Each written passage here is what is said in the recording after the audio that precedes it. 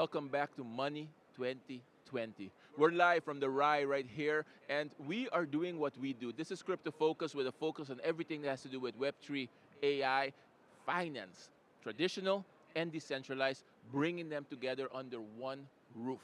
And I told you, it was my promise to you to sit down with the most interesting people. Talk to the people who are pushing this market forward and actually helping us bring decentralized to the forefront and keeping traditional finance relevant.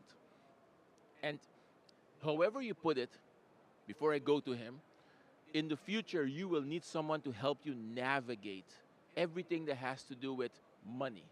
And that's why here at Money 2020, we get to sit down with Aman. So, first of all, welcome to the show. Thank you. Thank you for being here. We actually had a few back and forth emails for me to get a sense of what Royal Park does, and it's very interesting. When you try to navigate finance, a lot of people get stuck. So that's where you guys come in. So very short, tell me, what makes your company stand out? Sure. So it's our exclusive focus on advising financial technology businesses on capital raising and M&A. And it's our deep industry knowledge, awareness of the players, what the key and most recent and current trends are that are happening in the market, what the large corporates are doing, what the banks are doing, and what the innovative technology companies that are just getting started are doing, to see where adoption of new technologies, new methods of transacting, new methods of paying, and new methods of financial management are permeating through our financial system. It's that knowledge that we bring to bear to advise our clients on the best strategic options for them, whether it's raising capital now or waiting, whether it's to think about contemplating a sale of their business or not, or to advise businesses on buying other businesses, or to think about developing internally instead of going out and buying. Wonderful. You use a very key word for me. You said deep knowledge. Whenever you say deep knowledge, be very specific now. How do you guys acquire that deep knowledge?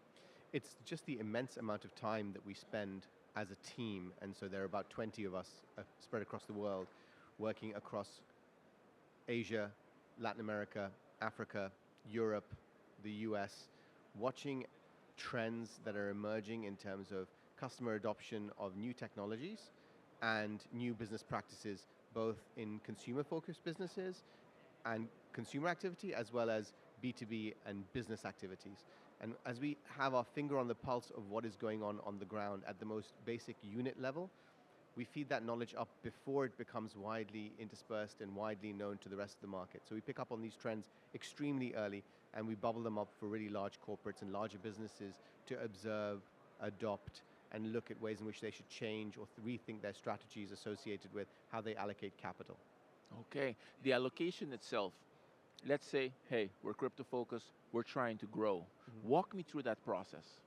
So I think the first thing is, if we're acting on behalf of a crypto business, the first thing is the crypto business in and of itself really understanding what they do. Now, I know it's a bit of a glib comment to make, but very often a lot of the crypto businesses, because of how early they are in their journey and their development, and the nature of the people who the crypto industry first attracted, these have typically been very young founders who haven't necessarily had a broad experience in the financial services sector. These are typically, let's call them crypto native people, crypto native businesses. And so they haven't come from a TradFi world or traditional finance world. They don't necessarily know and understand how people want to view their business, position them into different buckets, and compare and contrast them to existing financial infrastructure. So the first thing is making sure we're very clear about what those businesses do to their founders as is perceived by traditional finance companies, right? So that's like the first thing. How do you map to the world as it is today? And then being very clear about what that journey is going forward and understanding what the journey of travel is going forward. Okay, are you more of a payments company supporting businesses on ramp and off ramp, stablecoin, or other crypto tokens and other cryptocurrencies? Are you a market maker in the crypto space? So actually you're providing liquidity to people who wish to trade crypto. Are you, for example, somebody who's more focused on gathering data and information and insights and being able to manage fraud and other proofs when it comes to the usage and leveraging of crypto? So it's about spending time with those businesses to really understand where they're positioned, and where are they going. Then the second thing is to make sure they understand how the market perceives those different kinds of businesses. So the market in and of itself is very cyclical. What is hot today may not be hot tomorrow, and vice versa. And so, you know, at the beginning of the Trump, sort of 6 months before, or 3 months before the Trump administration came into power, and probably up until, I want to say, the end of last year, everybody was very, very interested in market-making firms, businesses that were trading crypto and making money hand over fist. Now that volatility has declined and crypto prices have come down, all funds, interest, activities now moved onto the stablecoin and payments world when it comes to crypto businesses. Especially in Europe. Especially in Europe. And so it's being aware of what resonates with investors and buyers of businesses at different times in the market cycle, and making sure investors are aware of that. And that then helps them set about and understand what are the parameters in which they can raise capital for their business. Is it realistic if you are a business doing 30 million euros of revenue as a crypto market maker to go and raise 100 million euros to fund operations in the current market? Or versus being a crypto stablecoin business doing 30 million euros of revenue and, let's say, break even to slightly profitable, looking to raise 100 million euros. And I can tell you the second one is far easier to achieve in the current market climate than the first. But if we had this conversation 18 months ago, it would be totally different. It would probably be the other way around. Yeah. Exactly. And so, in sense, in the last 2 minutes, you've showed me the depth. Yeah. Yeah. And that's the depth you're talking about. So you guys actually measure longevity of the actual project. You look into the project itself and how it's actually going to deploy in the real world. Yep. Based on that, you advise me what are the next steps. That's exactly right, yes. Very good. So let's just say, for namesake, we interviewed Musket. Musket is a company that has a terminal. Mm-hmm. It allows people to take payments in Bitcoin. Mm-hmm. You guys also provide services that actually help them grow? Yes, absolutely. So then what we do is, once we sort of understand the parameters of what it is that the company wants to do and their positioning, we then say, okay, this is the amount of money that we should be looking to raise for you, together collaboratively. We find and curate the right investor group, so investors that we know would be really interested. We don't let people waste time spending time with, let's call them tourist investors in venture. We go to the deep venture capital investors who have a strong pedigree when it comes to investing in digital asset, crypto businesses. Yeah. We help formulate the equity story. We approach them and we help secure capital from either those venture capital investors or corporate venture capital. You know, I'm sure you've seen and heard the likes of Kraken, Coinbase, Tether being extremely active in the investor space. We help them get access to the most senior level of people in those organizations, help convey the business's proposition, help share information, manage Q&A, due diligence, and secure term sheets and capital for those businesses from those investors. So if you've been listening and you've been actually paying attention, what Aman is saying is, if you want to succeed, you need his help. Very, very short, very direct. Yep. Right? Yep. So Aman, Money 2020. Yep. We're at the epicenter where a lot of deals are going to be made. We spoke to the content manager, Dan Newman, and he said billion-dollar deals happened right here in this building. Yes. And why was it so important for you guys to be here?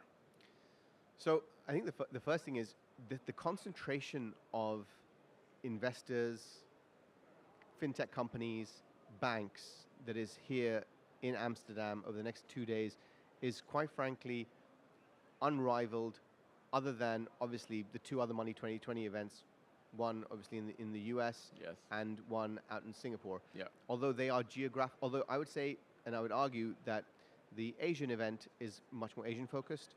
The US event is largely to a domestic US audience. The European event is actually much more global in nature. International in every way. It's international in every way. So actually, by coming to this particular iteration of the event, we get to spend time with Asian acquirers of business and Asian investors. We get to spend time with US VCs and US investors and strategics, and we get to spend time with fintech companies operating all around the world. I just came from a meeting with an extremely exciting a KYC, KYB digital verification business that's based in Singapore, but is now expanding into Europe and wants to, and this is their sort of their key conference when it comes to meeting clients and prospects. So in terms of what I'm able to achieve in 2 or 3 days of networking and meetings here, I think it's very hard to compare this conference to any other conference that happens in the fintech world in this period of time that I can achieve. I couldn't have said it better. You cannot compare the value of Money 2020 with any other conference happening right here in Europe, and that's why we are here. Cryptofocus is here focusing on not just crypto, but on the people who actually move money, the people who actually help you grow.